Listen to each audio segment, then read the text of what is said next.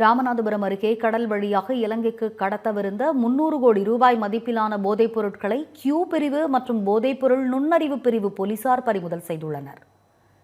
ராமநாதபுரம் மாவட்ட கடற்கரை பகுதிகள் வழியாக இலங்கைக்கு போதைப் பொருட்கள் கடத்தப்படுவதை தடுக்க மத்திய மாநில உளவுத்துறையினர் தீவிர கண்காணிப்பில் ஈடுபட்டு வருகின்றனர்.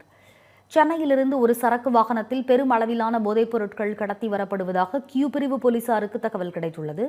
அதன் பேரில் மதுரை தனுஷ்கோடி தேசிய நெடுஞ்சாலையில் உள்ள காரிக்கூட்டம் பேருந்து நிலையம் அருகே போலீசார் தீவிர வாகன சோதனையில் ஈடுபட்டனர். அப்போது சந்தேகத்திற்கு இடமான வகையில் வந்த சரக்கு வாகனத்தை மறித்து சோதனை செய்ததில் இருக்கைகளுக்கு அடியில் பொட்டலங்களாக மறைத்து வைக்கப்பட்டிருந்த 18 kilo methamphetamine, 10 kilo heroin, 218 kilo கஞ்சா உள்ளிட்ட போதைப் பொருட்கள் பறிமுதல் செய்யப்பட்டன. தொடர்ந்து கடத்தலில் ஈடுபட்ட நபர்களில் மண்டபம் பகுதியைச் சேர்ந்த இப்ராஹிம் பாதுஷா மற்றும் சிங்காரத்தோப்பு வலசையைச் சேர்ந்த முஹைதீன் பயாஸ் ஆகிய இருவரை போலீசார் கைது செய்தனர். மேலும் முக்கிய குற்றவாளியாக கருதப்படும் மண்டபத்தைச் சேர்ந்த ஷேக் ரஹ்மானை போலீசார் தீவிரமாக தேடி வருகின்றனர்.